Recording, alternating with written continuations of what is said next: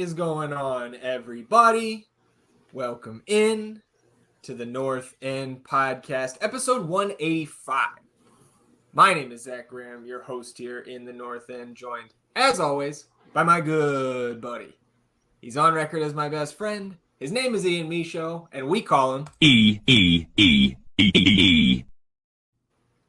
He's sitting here Sunday afternoon, November, Austin, Texas. Hope it was a good Halloween for everybody.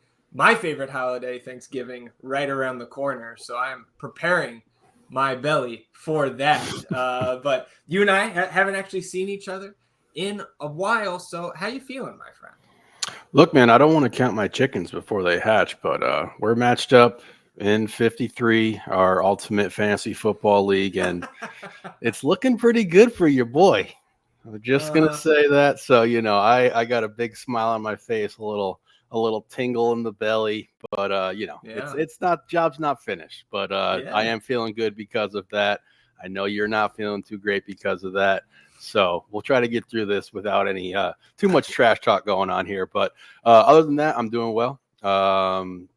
It's a bit of a dead period here, but I was excited to talk about Nico and the other things that we have that are exciting, that are coming up here. Do a little review of some things I 100% had forgot existed that we started that we did in the beginning of the season here.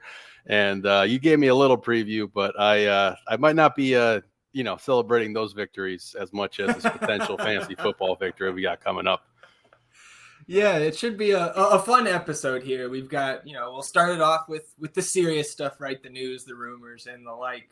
And then we've got plenty of nonsense to get into. I'm not going to let that opening nonsense just slide. We'll let the people know who's the defending champion in that league again. You're living in the past, brother. Who's won 2 of the last 3 titles? Okay. Again, that's the past.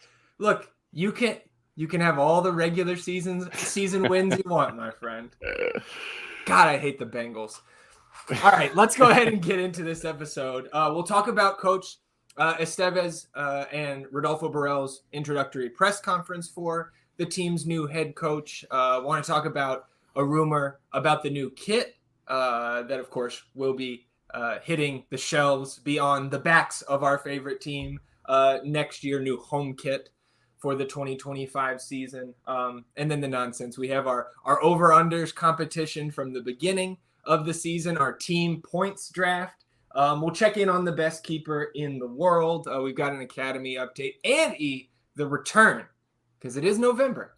You know what time it is. It's time to crown the goal of the year for the season that was. This will be our 3rd time kind of presenting this competition to the Austin FC fan base. We've had a lot of fun through the first 2 times, so we will dive into some changes to that bracket and how we're going to conduct that voting process here this offseason. Before we jump into today's action-packed episode, just want to remind you all that the best way to support the show is by downloading every episode that we put out in audio format. So wherever you get your podcasts, Apple, Spotify, what have you, you download the episodes there. That supports us financially, and you can toggle on auto downloads if you want to support the show going forward and just not have to think about it again. You can also go the extra mile, rate, review, and subscribe to the podcast wherever you get your podcasts. And then if you're watching on the YouTube, subscribe to the channel. It helps us grow the show. You can hit the notification bell to know when a live stream pops up or a new episode goes live. And of course, on this episode, like the video, help us battle the YouTube algorithm overlords. Atone for your sins. Wash yourselves clean in the nonsense of the North End. Very excited for the nonsense, but let's talk a little bit about that introductory press conference that we had this past Tuesday afternoon up there at Q2 Stadium. And actually a meet and greet that followed with Coach Estevez afterwards that neither you or I were able to make it up there for, but seemed like pretty good reviews from those that were able to attend, were able to talk to Nico and, get a little bit of one-on-one time with our second ever head coach. It seems like that was a pretty cool event for those who got to attend, to kind of just brush shoulders with the guy who's going to be, on the sidelines for the next 2+ years. We did get a contract length as well. That's wild to me. to have like the Yeah. head coach there, and you're just like, people are having beers, checking out, and Yeah. like, hanging out with them and everything. Roto's there. Like, I was just kind of like shocked to see all of that. So very cool. And I hope that, everyone who went had a really good time. Would have been cool to be there, but I just couldn't have expected that was going to happen. Yeah. Yeah. Head I mean, coach of a it's not something that you and I would be used to, right? Coming from the outside, like not in the soccer world 4 or 5 years ago to now, kind of immersing ourselves, at least just in the Austin FC world.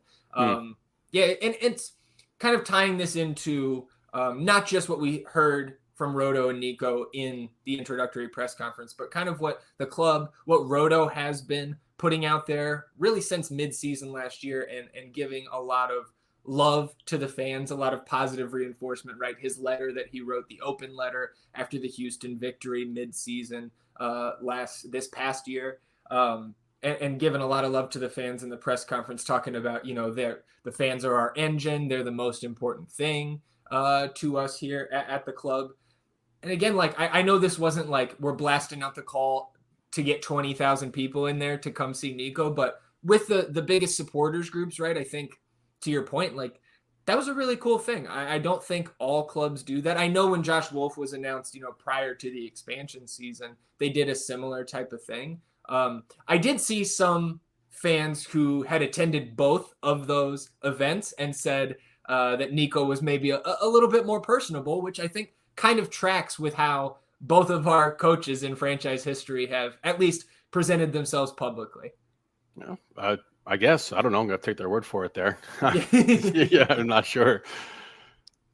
So going to the content of the press conference, I think the thing that struck me, and this was live streamed, right? A lot of these pressers, whether it's the midweek availability from a coach, a Roto press conference when we have a big player personnel move that he calls a presser for, those are not typically live streamed. But this one being broadcast from the media room there at Q2 Stadium, usually we get the home press conferences after a match. Those are streamed. So this one was as well. And what struck me about Roto's, I guess, performance, for lack of a better term here in this press conference, was how hard he was trying to deflect away from two kind of different topics in my eyes. Number one, and this was the first question that was asked, was the names we wouldn't believe, so what went into the process? Is Nico one of these guys that is a name that we wouldn't believe, And then the, I think, very appropriate and natural questions towards both Roto and Nico about Nico was just fired from one of our rivals who was below us in the standings. That was like 6 months ago. Mm-hmm. And so Roto did have a lot to say in the sense of like, we're trying to move forward. Like, I want us to be talking about Austin FC in the future here, not looking into the past. And like, I get that sentiment, and I'm sure that would make your job a little bit easier, but you got to expect and be, in my opinion, a little bit more ready than he appeared for some of the questions that he faced, he and Nico. And I didn't think Nico was like not ready to answer those, but Roto was visibly annoyed by some of those questions. And like, while I get it, I think, putting myself in his shoes, you also just, like I said, you got to expect that stuff. So it was a little bit odd to me. I mean, we've been as pro Roto, I feel like, as anybody in this community has been, and we've always, had his back no matter what he's been saying. And this is something that he brought upon himself for no reason. There was nobody who was saying, hey, are there names on this list that we would not believe? Like, he didn't get asked that. It just came right out of the pocket. You know what I mean? And it's like when we kind of had this, not dust up, but like this scenario situation with Seba earlier in the season, it's like you're welcoming some of this criticism that's coming upon you. In fact, you're placing a magnifying glass upon yourself that you're going to be a little bit in the crosshairs when you're not actually performing. And Roto put himself in the crosshairs with his comments that nobody asked for. Nobody would have walked away from when Roto was having that initial presser where he was talking about the names you wouldn't believe. If he had not said that and been like, well, hey, why didn't he say there'd be names on this list that we wouldn't believe would be coming here or would have interest in here. So like, this is a first big knock for Roto in my book. And this does not mean that I'm out on Roto or I'm out on this hire or anything like that. But like, up until this point, everything he has done, we have wholeheartedly supported. I mean, I guess I shouldn't speak for you, but I think we're pretty much in lockstep there with our support of, eventually getting rid of Josh, the player personnel that he was able to bring in, moving on from Rigoni, the deals he had to get done, everything along those lines. But like this situation, I think, is not a good look. And then to your point, to go into this presser and not be prepared for the fact that you're 100% going to get asked these questions. But like there was no way he could have thought that this wasn't going to come up. And for him to kind of get a little defensive and annoyed at that is just odd to me, because like he's always been so calm in these situations. It almost to a point where it's like, he's having a good time with it, because it's like this is not pressure to him. You know what I mean? We said that, like, coming from where he came from, everything that he's accomplished, this is not a pressure situation for him.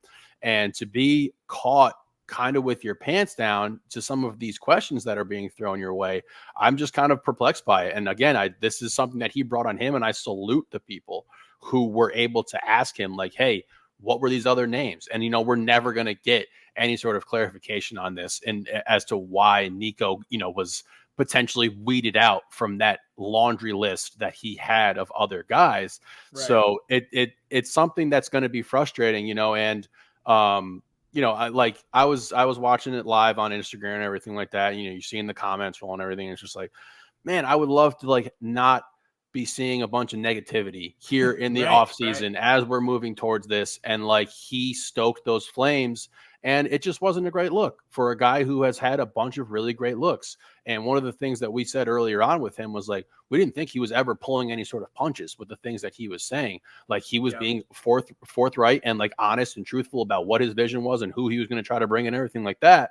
And now this is a bit of a knock to your reputation in that regard. So obviously not something that he can't, he has to remedy with me. I'm just saying, I understand why people are frustrated with this hire, and then the lack of concrete evidence to point to that large list of names that we wouldn't have believed are coming here. Right. Yeah. And I think because he did give like reasons why, of course, like he rattled off a couple factors in the decision, like obviously MLS experience. And I totally get that one. You don't have to explain that one to me, but he did harp on the heat being a factor and being like used to that. And that was like, that seemed like it was getting a little too cute for me. Again, like, I understand that could be a factor, but that also doesn't seem like something that would be important enough in the process to bring up at the press conference when asked about it. Absolutely. So again, we're like, I think I'm with you where it's like this, my confidence in Rodolfo Borrell to do his job properly, to build a team that can compete for titles in this league, that's not shaken at all by this. But it's just like, we're sitting here, it's November, we're breaking down kind of every aspect of this press conference. And that was something that just really stood out to me. And I know we're not alone in that. Like you said, the comments are flowing in as this is live, being like, come on, man. Like some of this just seems, I guess for lack of a better term coming to mind right now, just like lip service and not super prepared. Yeah. The heat thing is bullshit. That is a bullshit. Like, that's an insane, like, if you're not considering somebody to come here because they can't handle the heat, like, bro, you're the coach. You're not out there playing. Like, let's take it back a little bit here. I can understand, like, living here and dealing with it all the time, but like, for it to be a factor in your job decision. Well, I think he was like trying to reference that, like, the coach is going to have to conduct their practices in this heat, right? The practices are earlier in the morning and all that. Yep. But again, I'm with you. Like, I see the face that you made. It's just like, okay, but that's not a huge factor, at least for you and I think, right? Like that, we could care less about somebody or the coach being used to the climate. Absolutely. And this is just akin to a player coming out and saying, I guarantee we're going to win this game. And then they go and they drop the game. And it's like, so like, you shouldn't have said that in the first place. So, I don't know. I just think it's created again. It has created again a cloud that is now hanging over Nico. You know what I mean? Something that he also didn't need, because like now it's like, okay, well, shit, we had 24 other dudes who we were told are going to be incredible guys that we could bring in here, but we're with you.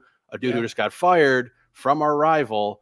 So, like, what's going on here? So I think it's just always going to be lingering, and that does not make me overly excited. Yeah. And again, like, I don't want this to come off like you and I are, again, like we said last week, like we're going to have plenty of patience for Nico as the new head coach here. And we are very much excited about what Roto can do with this roster here in the offseason, especially now that Coach Estevez is here and able to give his input and kind of tag team this offseason here with Burrell. It's just that low-hanging. Go ahead. It's just that low-hanging fruit again. You know what I mean? It's just going to be there's so many people waiting to jump on something. Exactly. It's going to come, and I guarantee that we're going to see comments and things that pop up where it's like, well, we could have had all these other dudes apparently, you know. So like and then that's not Nico's fault. So like I'm absolutely not going to hold that against him, and I'm going to reserve judgment once we're into games trying to acquire points. That's what he's ultimately going to be judged by. Yeah. Well, and so of the reporters that were there, right? Like again, I don't think any of these questions were, like I said, like out of line or off topic or anything like that. And we know that in the past, certainly in midweek pressers and post-game pressers, there has been comments along the way over these first 4 seasons that would fall into that category. Credit to Michelle Sanchez. She, I believe, was the first one that reported that Nico's deal is a 2+1 here. So we've got Coach Estevez here through the end of the 2026 season with an option for 2027. So to me, that also says like Roto is giving him the 2-year deal. We know that kind of the new core group, right? Those contracts that go through 27 with the option for 28. He's now got an option to pull the plug on Nico if it's not working out through the middle of that window. So I found that a little bit interesting as well. Did you have anything on? I'm not even sure if you knew that it was a 2+1, judging by your face there. What are your thoughts on the contract length? No, I was just going to ask if you got any sort of monetary figure with that as well, or it's just 2+1. None of that. I don't think we ever knew about Josh either. Yeah, that's true. I like you said, I think the timeline kind of thing lines up there where it's like, you know, if it doesn't work out eventually, like after this point in time, we'll be able to get out of those contracts with players, you know, and like, again, coming back to the hire and the process that took place with it and everything, you know, like all of these odd kind of rules that are in place in MLS where it's like, well, yeah, you can have a DP and he's only going to hit the books for X amount, but you're going to have to make that up somehow by paying him. I would much rather be opening up the checkbook to go get really high quality players and bring them in than go and open up the checkbook big time for a coach. So I hope ultimately, and that is a hypothesis that I'm going to hold on to as I anticipate better players coming in here, that part of the process was that, you know, Tony wasn't going to open up the books for both sides of this coin here. And like we talked about with like Cherundolo and other guys, you can find coaches that get in here as long as you have the fucking players who can be successful. Yeah. Well, and talking about Nico, you know, he was asked about his relationship with Josh Wolf, right? Because those guys go back a while. I think he said about 10 years they've known each other, right? They coached together, coached against each other, obviously, in some big games.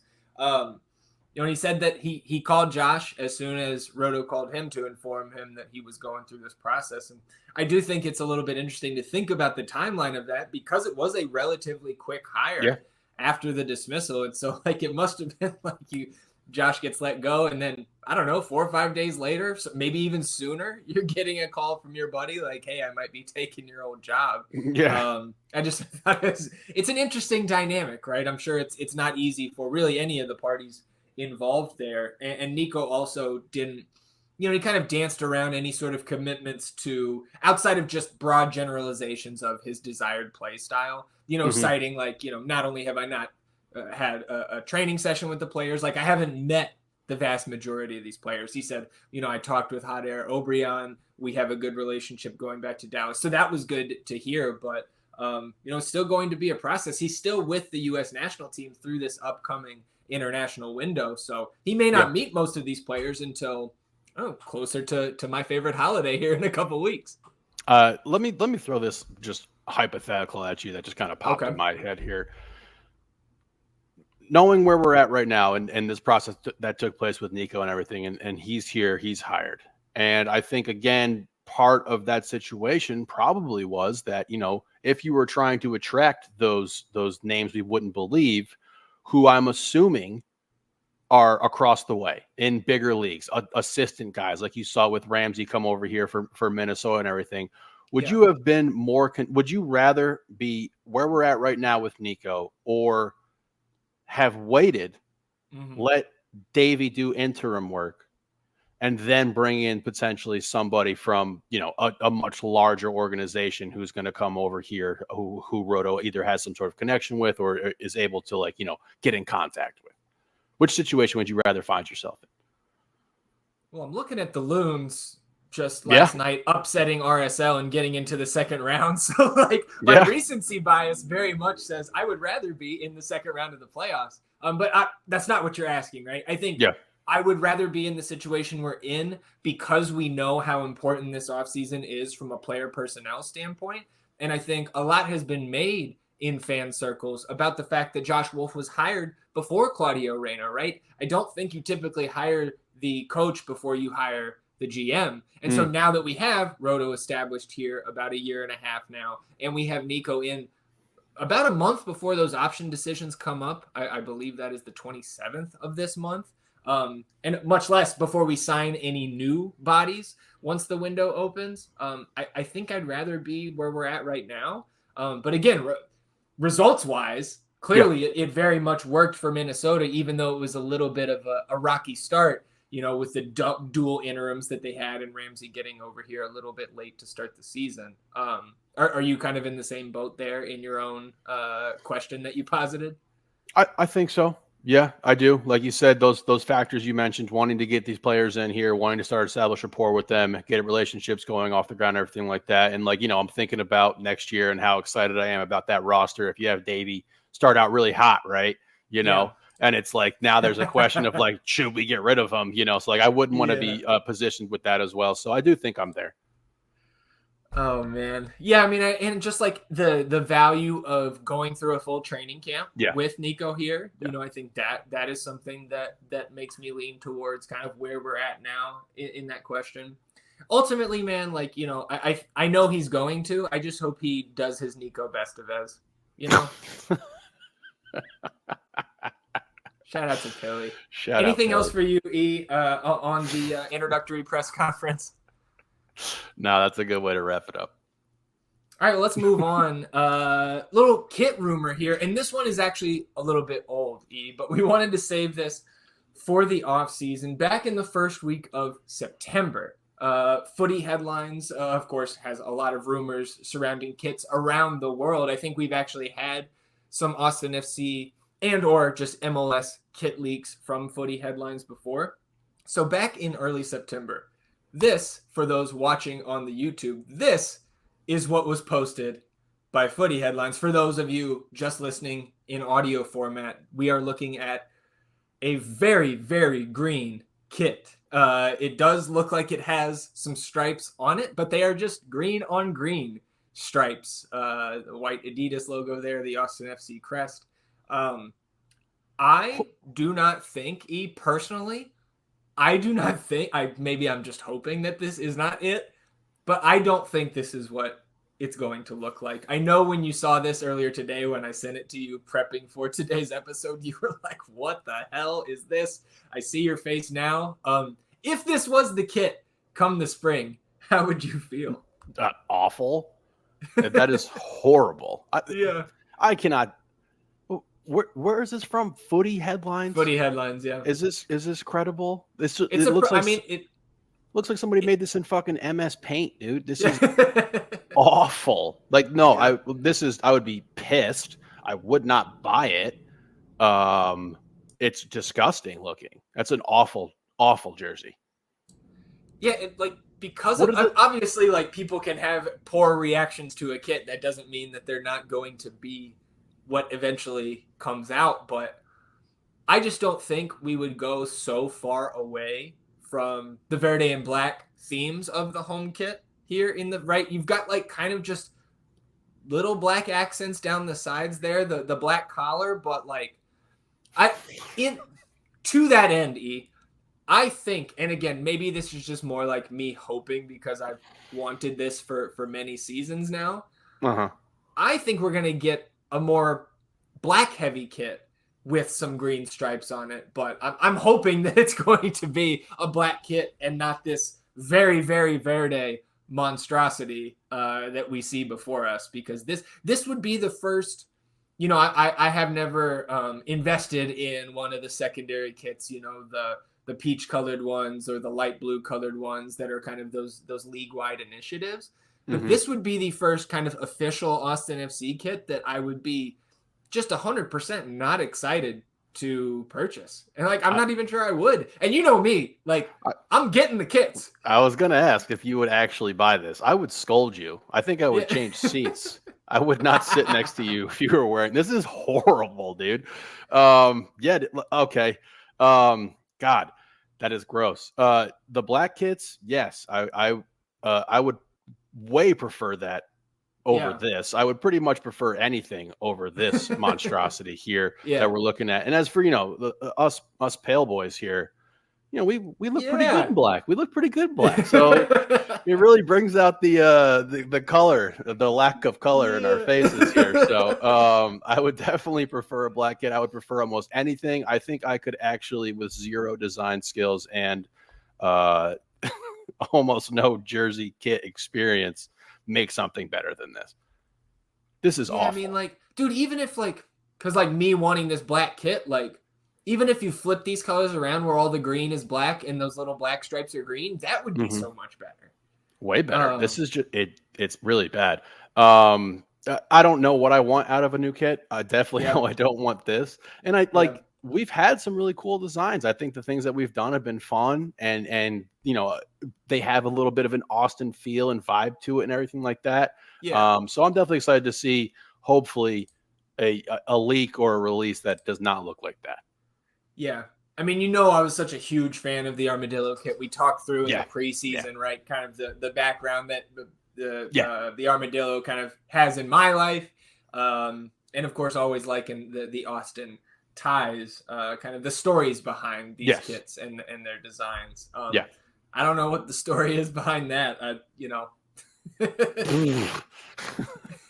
was gross. It's nothing cool. No, it's not. Well, let's move on. Obviously, we'll keep our eyes on the footy headlines and see if we get any more kind of positive rumors around the new kit. I guess I'll also say this, this of course means that the barcode kit is being phased out. We will no longer have to see that one on the pitch. It grew on me a little bit, I think, as we went over the 2 years, but I'm also not sorry to see that one go. I'd give that one about a 6.5. Okay. The barcode. Fair. That's a free. Yeah, if that. Also, I feel like it would just be really hard to play a bunch of those other green teams in the league. You're playing Portland and shit. That's when you talk about blending into the field, where right, right, that'd be tough to watch. Well, let's move on here, E. Now, nothing but nonsense, really, from here on out. We will talk about Damien. We'll talk about the academy. So if you don't want to listen to any of this nonsense, you can skip to the end. But I would urge you to at least check this out. So if you navigate over to the northendpodcast.com here, of course, during the season, you get our match preview articles. You get our weekly MLS picks. But we are going to change, E, this offseason, the way that we are conducting the goal of the year bracket. In each of the previous 2 off seasons, since we have been embarking on this podcast project, we have used the month of November to crown the goal of the year for the previous season.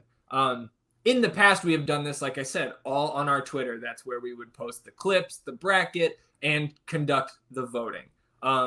Because there have been, since last fall, some big changes to that platform. Not necessarily our favorite thing anymore, even if it wasn't in the first place. And we know a lot of fans have kind of branched out with their social media as well. Wherever you follow us, we want you to be able to come to one place to find the bracket, to participate in this off-season activity, because we think it's fun. And no matter how disappointing the result of this past season was for all of us as Austin FC fans, I think you can go through this exercise, check out some of the goals, the highlights that come along with it, and think back on the few good memories that you did have from the 2024 season. So in 2022, it was Moussa Jite's third goal in that record-setting hat trick performance off the bench against RSL at home. That won the 2022 goal of the year bracket. I believe it beat out Danny Houston's volley off a Felipe assist for that Sporting KC comeback. Last season, I know, fantastic. Our boy Peach, he called that from the first round, and it got to the finals and lost. I know he was disappointed in that one. And then last season, it was Driussi's opening night goal, the chip over Roman Berkey, which won goal of the year, which again was maybe an indicator of the disappointment to come in 2023. Goal of the year happens on opening night. And I missed it. Yeah, I know. And I was looking down because I was sitting there throwing a fit. I thought he missed. Getting a shit pretzel. Oh man, yeah, that's the legend of the pretzel. I haven't had a pretzel since. So sorry. Big difference in this year's bracket because, as you all know, the team across all competitions only 44 goals this year. So we have gone from the 2022 bracket, which had 64 full-on March Madness style, 64 goals to choose from. Last year we had 4 regions of 12 because, again, that goals number started dwindling.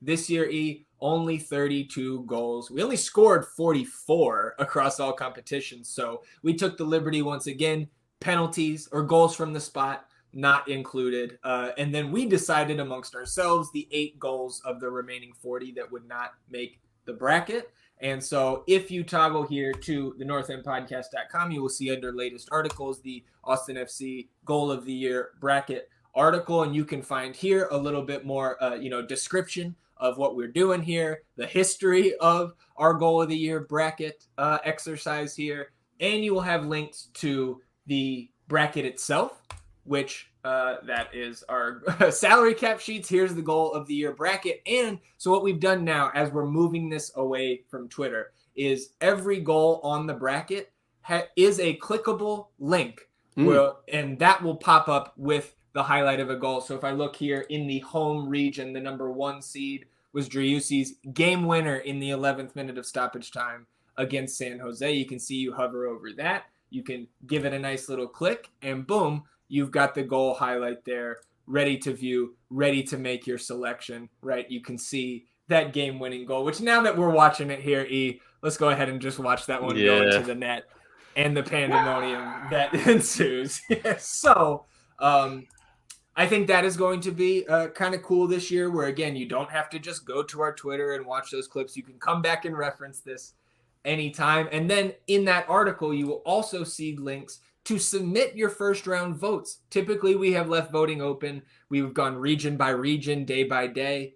It's a lot of work. It's a lot of tweets. It's a lot of clicking for yours truly. So this also helps time-wise, both for fans of Austin FC who want to participate in this activity. You'll have a full week to vote on the entire first round. All of these matchups we have kept are 4 regions from last year, the home, away, Verde, and Vibes region. I was looking back at the old brackets today, You remember back in that 2022, the magical season that was, we had a Driussi region, which was all goals from Seba.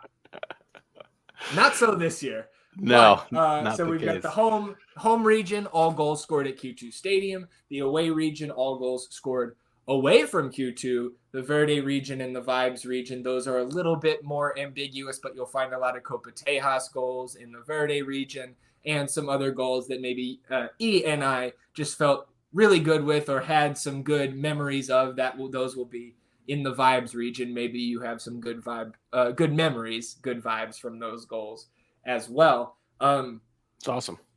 And then so you also, on that page with the article where you can see the bracket, you'll also have plenty of links in that article that will send you to this Google form where you can go through and cast your votes here for the first round for every matchup here that we have this week. The voting will remain open until the next episode of the North End Podcast coming next Sunday.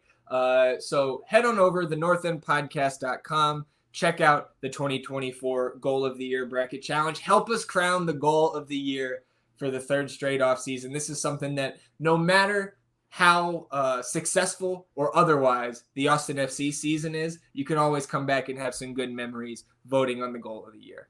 Absolutely. It's great. I, for one, am very welcoming of the change after my seventh self-imposed Twitter ban. So being able to vote here is great for me. I think I'll register Mooch as well and really push this Biru to upset that Seba goal in the first round there. No, this is fun. I think this is something that, most people you listen in here, you really enjoy it. And like you said, now that the season's over, we're out, everything. We're into the playoffs with the MLS, and we can have this, and this can be our little thing here, where you get to relive some of the real highlights from the season. And I hope everyone gets a chance to go vote and have their voice heard. Yeah, exactly. And look, you may be tired of the voting this week, but no fear, no there's not potentially life-altering consequences from casting your vote in this election. So have some fun with this week. I will note, I think that away region is by far the weakest from the committee, because it was a struggle to even get 8 away goals this year, So you may find an Emiliano Rigoni goal in the Final Four here. We will see. But there's not a lot to choose from there in the away region this year. Anything else for you here on the bracket? I'm excited to see how many people, are able to come participate in this now that we move it off of Twitter and to the site. I'm just super excited for it. I'm just trying to see just a quick glance if there's anything that I think, might take the cake here. Obviously, I'm going to be voting for mostly Biru goals.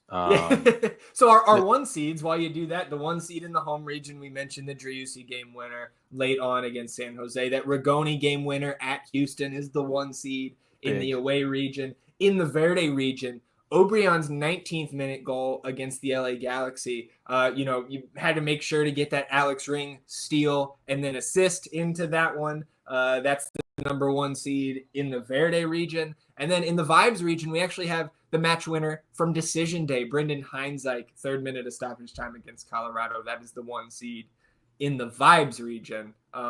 So again, a lot to go through here. I think it's, if you've got a little extra time, you want to watch some of these highlights and have some fun with this. Over the next 5 weeks, we will have this voting and recap on the podcast, all of the results for you. So if you want to participate, North End Podcast, thenorthendpodcast.com. You can click on that article. And we appreciate you participating in this silly little off-season activity that we do. And this Biru 3 seed in the Vibes, that might be the one. Think it's a sleeper? That left foot screamer off the bounce, man, comes in, pushes Seba out of the way, right? It's Seba. You kind of get the fuck out of here. I got this. So, I'm super excited for this. This is going to be fun. Yeah, and that was, I think, the 3rd goal in 6 minutes in that one. Yeah, so the announcers are losing it. We're going crazy. That's the game that I was crying at the end, I think. It was. It was. Oh, man. So good memories there in the goal of the year bracket. We'll come back to it next week with the results from the first round voting. Now let's get to the real meat and potatoes of this episode. In terms of the nonsense, let's talk first about our team points draft that we conducted early in the season. This is where you and I, right, we take the entire MLS. We each draft 10 teams, and we just get the points that they earn throughout the regular season. And then we see the total at the end of the year, and we crown a champion. So I did kind of want to just skim through how we drafted and pick out some of the good picks, the bad picks, and everything in between. My first round pick was the Seattle Sounders, 57 points. Not bad. Could have done worse. Yours was Orlando City SC, 52 points. They really came on, though, because the start of the season for them was piss poor. And so it ended up not being that terrible of a pick for you. That was your second highest scoring team. So I actually think you did quite well there. How did neither of us pick Miami? Yeah, so that's what I was getting to. Inter Miami was my 4th round pick. Jeez. So I think we were trying to think back. Oh yeah. I think our thought process was Messi isn't going to play a ton, which he didn't, right? I think he only played like half the games. But Inter Miami had a better points per game average in games without Messi this year. Oh my I just God. think we did not internalize how deep that team actually was. And also, to be fair to us, they added a number of key players after we conducted that exercise. So second round, I picked Cincinnati. You had Columbus. Well done by us there. I got LAFC in the third round. You got the Red Bulls. That's where it started to take a turn for you. Fourth round, I took Miami. 74 points, of course, broke the points record in MLS. Fourth round, you took Philadelphia Union, 37 points, missed the playoffs. Oh. Yeah, I took Austin FC in the fifth round, 42 points. You took FC Dallas, 41 points. Sixth round, I got the LA Galaxy, 64 points. You took the Whitecaps, 47 points. You can see where this is going. Yeah. ZG wins for the second straight year, 514 points to E's 457. So I'll put that crown on back to back. All right, I'll allow it. Yeah, that's I wish I could have that one back. Tell you what. Inter Miami in the fourth round. Make me the assistant GM, Roto.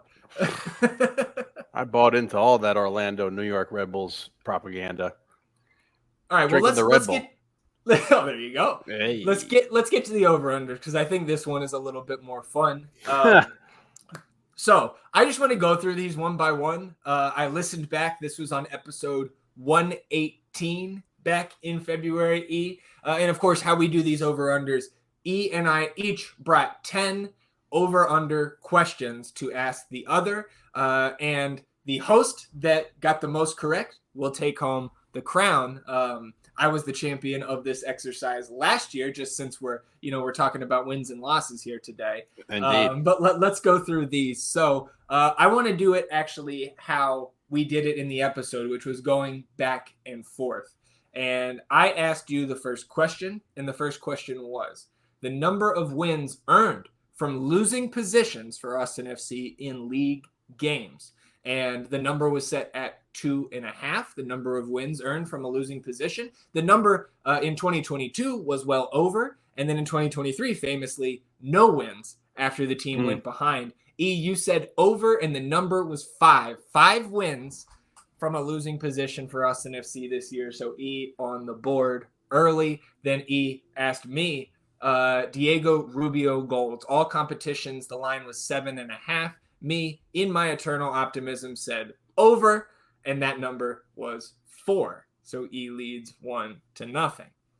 Then I asked E, number of starts for Giassi Zardes in league games. The line was set at 14.5. E, you said under. You even called your shot and said 12 starts. That number was 10. So E leads 2-0. The next question from E to ZG was Giassi Zardes goals. That line was set at 5.5. ZG hesitated and then took the over, saying we're getting double-digit goals out of our striker position this year. That number was 3. E leads 2-0.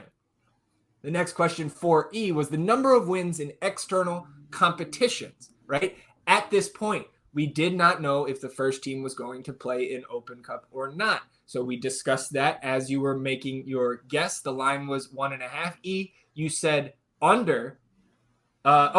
E, you said over, and the number was 2. And you said that we would upset at least one of the teams in the Leagues Cup group stage. So E leads 3-0. Bonus point too. So my third question was Austin FC's total points in the MLS regular season table. E, the line was set by you at 46.5. I said it would be a slight under. The number was 42, so ZG on the board, 3-1. Your next question was Austin FC 2 players to earn short-term loan agreements for league games. That number was set at 1.5. You said under, and that number was 5. That number went over in the second game of the season with an Antonio Gomez call-up and a Valentin Noel call-up against Seattle on the road. Yeah, that jogged my memory that Val Noel was not sold until the MLS regular season was underway. Yeah. He was sold on March 8th. So it ended up, that number, again, like I said, ended up being 5. We had Gomez and Noel, then we also saw Jimmy, Alonso, and Irvin earn call-ups throughout the season. So still 3-1. My fourth question that you asked me was the number of MLS All-Stars for Austin FC this year. That number was set at 1.5. ZG took a snap under, and that number was 0, 3-2. Next question for E was the number of goals in all competitions from the 4 true center backs on the roster at that point, which was Cascante, Hedges, Väisänen, and Heinzike. That number was set at 6.5. E said under, and the number was 5. You had 2 each from Julio and Heinzike, and 1 from Matt Hedges. 4-1 for E. Attaboy, Leo. The next question.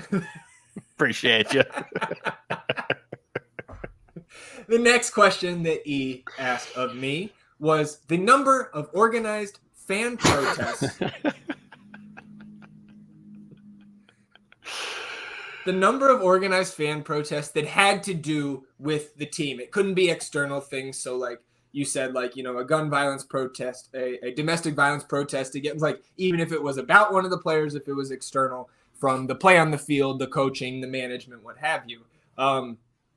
That went over. I don't know how early. The number was at least 3. So at that least was a point. That was a point for me. So 4-2. E in the lead here. Now coming down the back stretch. The next question for E was the number of starts in all competitions for Stephen Cleveland. That line was set at 3.5. We discussed it. We said we thought it would either be 0 or 1 or way over that number. E, you said over. You said injury variance, things like this. Maybe, you didn't want it to happen, but you thought maybe Stuver would be out for a period of time. That number was, of course, 1, a big win for Stephen Cleveland with the PK stop against Pumas, but that number came in under. Sorry, Brad. The sixth question that you asked of me was Micah Burton caps for the first team. That line was set at 1.5. I said under and then changed my answer to over after thinking that the first team might play in the Open Cup. That number was, of course, 0, still 4-2 in favor of E. Your next question was big chances missed in league games. Of course, that was something we were paying attention to all of last season, or all of the 2023 season, the number of chances created by Austin and the number of chances of those chances that they missed. So in 2023, there were 46 big missed chances per FOTMOB's model by Austin FC. So you set the line at 41, or I set the line rather at 41.5. You said over, and that number was 41. Oh my God. So still 4-2. The seventh question you asked of me was the number of Emiliano Rigoni assists in all competitions. That number was set at 5.5. And even though I mentioned that he might be gone by summer, not thinking about an appearances clause, but just that he could be moved on or bought out, I still took the over. That number was 0. E still leads 4-2. Good on you. Yeah. Way to stick to your guns there. Yeah. Or 4-3, right? Have I just been saying this wrong the whole time? I got the points under, I got the All-Stars under, and I got the fan protests over. Whoa. Yeah, that's just poor math by me. I'm sure there have been listeners over the last 5 minutes being like, you didn't count one for yourself, but that is the score there, 4-3. All right. Okay. Revisionism. The next question I asked of you, E, was most goals in a single match across all competitions for Austin FC. That line was set at 4.5. You said over, and that number came in at 4. Austin scored 4 goals once this season in the win over San Jose, 4-3, with 3 questions left for me, 2 left for E. The next question that you asked me, E, was number of Copa Tejas 1, Copa Tejas Cups 1. That's, can't say Copa Tejas Cups. Texas Cup Cups. It was set at half a cup. Of course, I said over. That number was 0. E leads 4-3. 2 questions left. E, the number of home matches missed by E across all competitions. That line was set at 2.5. E said over, and that number was 2. LA Galaxy and Pumas 4-3. Ian still leads. The ninth question to me was the total number of team goals in league play for Austin FC. The line was set at 55.5. Not only did I choose the over, I said it would be closer to 60 than 55. That number was 39. Whew. E leads 4-3. One question left each. E, your final question was the finishing position for the North End podcast in the Verde Best Ball League. That line was set at 1.5. You took the over. You said we would win, and that number was 5. One last chance for me to grab the tie. The last question you asked me, summer transfers over under 2.5. That number was 3. So 4-4. And this is how we determine the tiebreaker, E. No matter what the line was about, we took the total number of points that either you or I were off in our missed questions. Mm-hmm. I missed by a total of 32.5 points. E missed by just 11. So E wears the over-under crown in 2024, winning on tiebreaker. Now a champion of over-unders here in the North End. How does it feel? Well, first and foremost, I would just like to thank myself. Also, if I got to keep a nice little list of these, if we have the over-under for how many games I miss, I will intentionally sit out in order to score some points here. But that was fun to go back through there. And, man, we were optimistic, huh? Yeah, well, it's kind of the brand here. Yeah. Maybe shouldn't have taken the over on both strikers, but it was really fun to listen back to, fun to discuss here and see where we were right, where we were wrong, where our mind was at on some of these coming into the season. A lot of things can change in 8 months. Yeah, I mean, well, if you're taking if you're anticipating 60 plus goals, which you were, you would hope you could get a good chunk from your striker position, but c'est la vie. Let's close out the episode today. Again, jumping out of the nonsense back into, let's be a little serious here. Let's go to Louisville. Wow, the best keeper in the world. We've got a Damien loss update from our resident Louisville City FC fan, Trevor Allison. Shout out to Trevor, saying Damien started and went the full 90 in Louisville City's 3-2 win over North Carolina FC. Only 8 total shots might be a season low for Louisville, but they put 6 of them on target and 3 of them into the net. North Carolina FC had just 7 total shots with 4 on target, 2 saves for Damien, 1 routine save early on, and the other one pretty spectacular. First goal by North Carolina, 11th minute off a corner. Poor marking on the back post from Louisville in a huge mass of bodies. Damien didn't have much of a chance anyway, but he got held up a bit in that traffic. Would have taken a great save. Louisville then scored 2 quickly in the 20th and 24th minute. The smoke was still in the air from the first goal when the second one went in. They got their third in the 54th minute. Great fast attack with good passing. Damien made a great save on a header from a free kick, second ball late in regulation, going down to his left quickly to push the ball wide of the post. My instinct was to think that the ball was a goal coming off the North Carolina player's head. The second North Carolina goal happened basically as the last touch of the game, off of a free kick. The ball was well hit, swinging in toward the goal from the left side, and the goal scorer got just the right glance with his head to put it past Damien. Overall, North Carolina limited Louisville as much as any team I have seen this year, but still couldn't put a ton of pressure on Damien and the back line, turning 63% possession into only 7 shots. I've been generally impressed with Damien's ability to stay alert and aggressive despite not seeing a lot of direct action. The next opponent will be the winner of Indy 11 and Rhode Island FC, which is happening today on Sunday. Rhode Island was leading 3-1 in the second half as of this recording. That match, the next playoff match for Louisville, will be this coming Saturday at 6:30 Central. So congrats, Louisville. Congrats, Damien, on the first round win. We'll be tuned in next Saturday, hoping to continue advancing through the USL playoffs. That's awesome. And they're going to have, obviously they're going to have home field throughout the course of the playoffs, right? Yeah, correct. Is it neutral site? As the Shield winners. Is it neutral site for championship? Do you know? That I do not know. I would hope not, just because our guy has home field for this year, but maybe something we can look into. We'll close it out here, on episode 185 with a little Academy update against AC River in San Antonio, the U13s, who at 9-0.